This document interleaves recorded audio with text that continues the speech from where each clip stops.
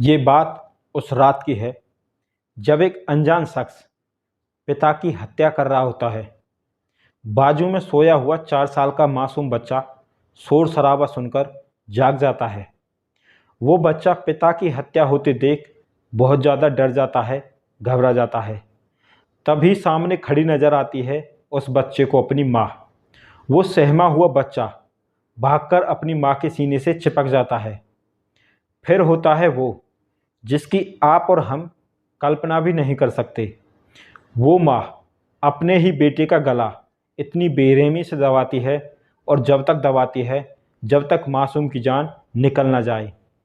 फिर पिता और बेटे की लाश को वहीं पड़ा छोड़कर दूसरे कमरे में जाती है और अपने आशिक के साथ शारीरिक संबंध बनाती है और फिर बनाती है एक ऐसी कहानी जिसको वो लोगों के सामने पेश कर सके।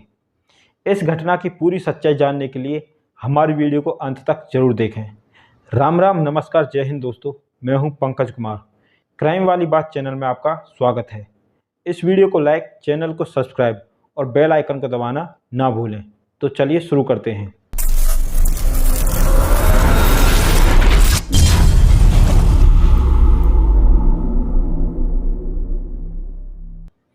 दोस्तों, यह घटना है उत्तर प्रदेश के गोरखपुर की। गोरखपुर ज़िले में एक ओम प्रकाश नाम का चाइल्ड स्पेशलिस्ट डॉक्टर रहता था। ओम प्रकाश के माता पिता की मौत बचपन में ही हो गई थी। ओम प्रकाश के भाइयों ने ही ओम प्रकाश की पढ़ाई लिखाई, परवरिश सब कुछ किया और उसे डॉक्टर बनाया। साल 2008 में ओम प्रकाश के भाइयों ने सिंगापुर में रहने वाले एक गोरखपुर के ही परिवार की बेटी से ओम प्रकाश की शादी करवा दी। लेकिन ये शादी ज़्यादा दिन तक चल नहीं सकी और दोनों का तलाक हो गया। वो लड़की वापस सिंगापुर चली गई।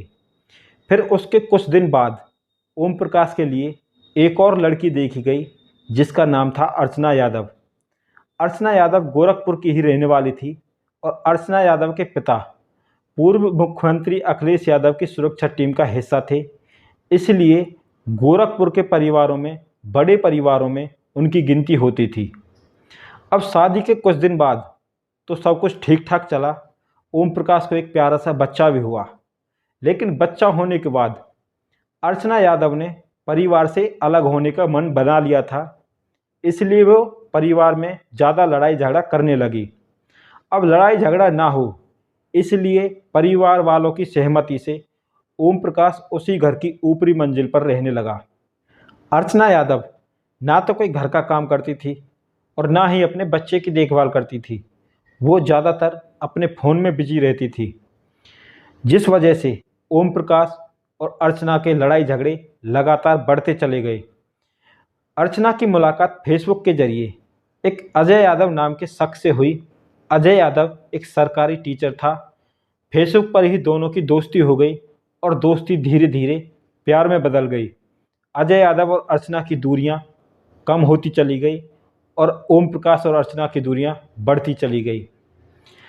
अर्चना यादव अजय यादव से मिलने के लिए घर पर कोई ना कोई बहाना बनाती और कई कई दिन तक उसके साथ रंगरलियां मनाकर वापस घर आ जाती।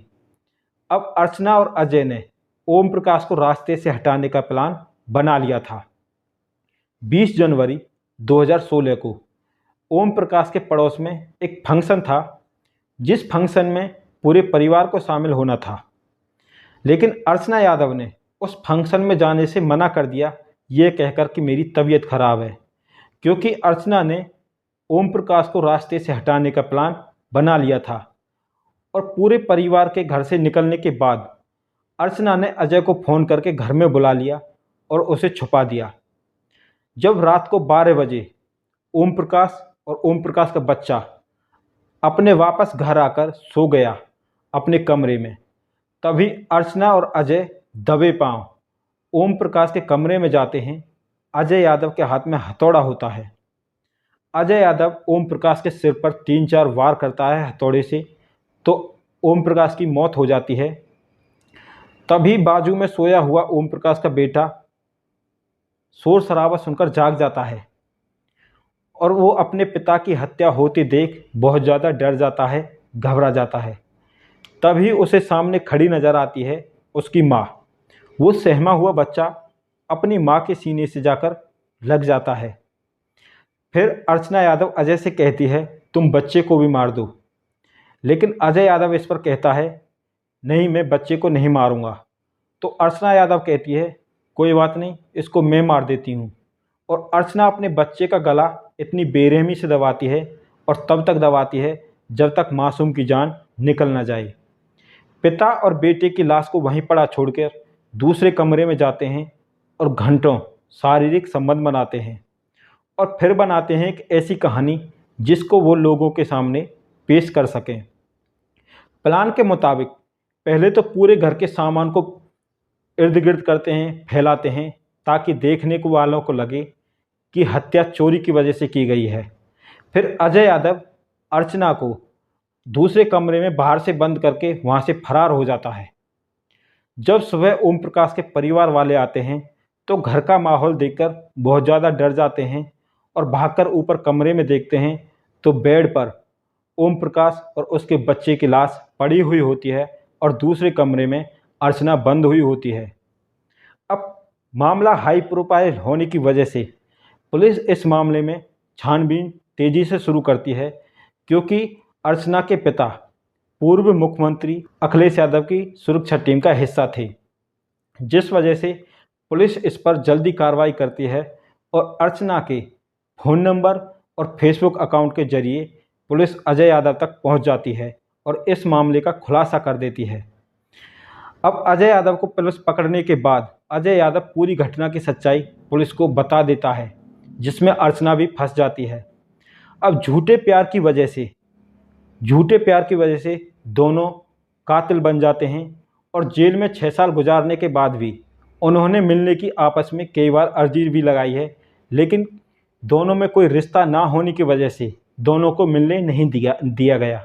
दोस्तों, ऐसी पत्नी जो अपनी हवस के चक्कर में अपने मासूम बेटे और पति की हत्या कर दे, ऐसी पत्नी किसी को ना दे।